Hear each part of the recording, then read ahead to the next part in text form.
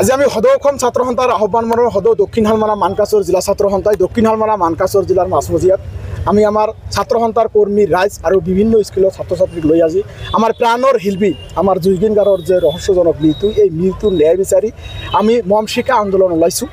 এটা কথা আপোনালোকে জ্ঞাত, অসমৰ মাননীয় মুখ্যমন্ত্ৰীগৰাকীয়ে যে মিছলীয়া এয়া স্পষ্টভাৱে প্ৰমাণ হৈছে আমাৰ অসমৰ সম্পদগৰাকীৰ যে মৃত্যুৰ ন্যায় নিদিয়াৰ বাবে। এটা কথা কি, মাননীয় মুখ্যমন্ত্ৰীগৰাকীয়ে সংবাদ মাধ্যমৰ যোগেদি যি ধৰণৰ নাটকীয় ৰজাৰ ৰূপ কেতিয়াবা সেনাপতিৰ ৰূপ লয়, এই ৰূপৰ কিন্তু যিটো কাম কৰিব লগা ক্ষমতা, এই ক্ষমতা কিন্তু মুখ্যমন্ত্ৰীগৰাকীৰ নাই। সেইকাৰণে ক'বলৈ গ'লে যে শ্যামকানু মহন্ত এটা বেপাৰী, সৰু বেপাৰী, চৰকাৰতকৈ কি তেখেতৰ পাৱাৰটো বেছি নেকি, প্ৰশাসনতকৈ তেখেতৰ পাৱাৰটো বেছি নেকি?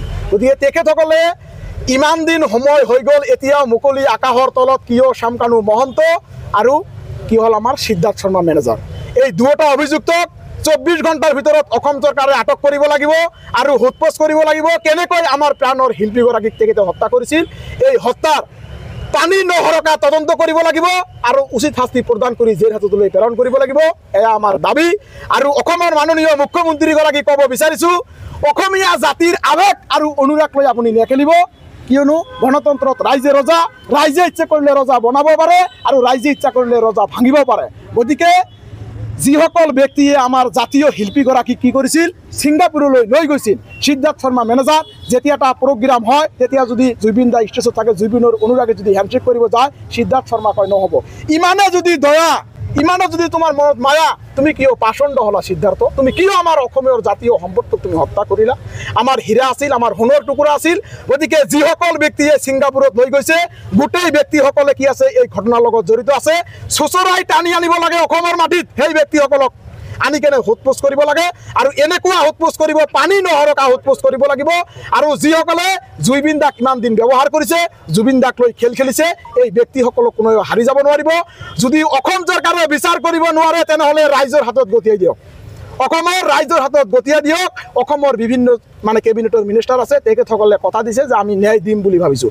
মুখ্যমন্ত্ৰীগৰাকীক আমি ধন্যবাদ দিছোঁ, 4 দিন লগত আছিল, কিন্তু 4 দিন পিছত মুখ্যমন্ত্ৰীগৰাকী কি ক'লে, নৰশ্বৰ দেহ যেতিয়া আমি তাৰ পৰা শ্মশানত ত্যাগ কৰিম, তাৰপিছত আমি তদন্ত আৰম্ভ কৰিম। কিন্তু কি কৰিলে, 4 দিন হৈ গ'ল, কোনো ধৰণৰ খবৰ নাই। আমি ইয়াত এটা ৰহস্য পাইছোঁ, হয়তো অসম চৰকাৰৰ লগত শ্যামকানু মহন্ত আৰু সিদ্ধাৰ্থ শৰ্মাৰ কিবা গোপন মিতিনালী আছে, নহ'লে এই ব্যক্তিসকলক কি কাৰণে আইনৰ আওতালৈ নহয়। গতিকে আমি আপোনালোকৰ সংবাদ মাধ্যমৰ যোগেদি মাননীয় মুখ্যমন্ত্ৰীক আমি মুকলি প্ৰশ্ন কৰিছোঁ, যেতিয়া এগৰাকী ACS বিষয়াৰ কেলেংকাৰী ওলায়, সাগৰৰ তলত গ'লেও আপুনি কি কৰে, পুলিচ প্ৰশাসনৰ জৰিয়তে, CIDৰ জৰিয়তে, লাগিলে EDৰ জৰিয়তে আপুনি পানীৰ তলৰ পৰা তেখেতক ওলাই লৈ আহে আৰু টুটি চিবিকেৰে তেখেতসকলক কি কৰে, জেলৰ ভিতৰত সোমাই দিয়ে। আপুনি যদি ইমান পাৱাৰফুল মানুহ হয়, অসমত বিজেপি চৰকাৰ, কেন্দ্ৰত বিজেপি চৰকাৰ, গতিকে শ্যামকানু মহন্ত ইমান ডাঙৰ মানুহ নহয়, তেখেত এটা পাচণ্ড হয়, বাটপাৰ হয়। সেইকাৰণে আমাৰ অসমৰ যিটো আৱেগ, আমাৰ জাতীয় সম্পদক হত্যা কৰিছে, এই হত্যাৰ আমাক ন্যায় লাগিব, নহ'লে আমি কিন্তু বহি নাথাকিম। আৰু জুবিন দাৰ যদি হত্যাৰ ন্যায় নিদিয়ে, তেনেহ'লে কিন্তু অসমীয়া জাগিব,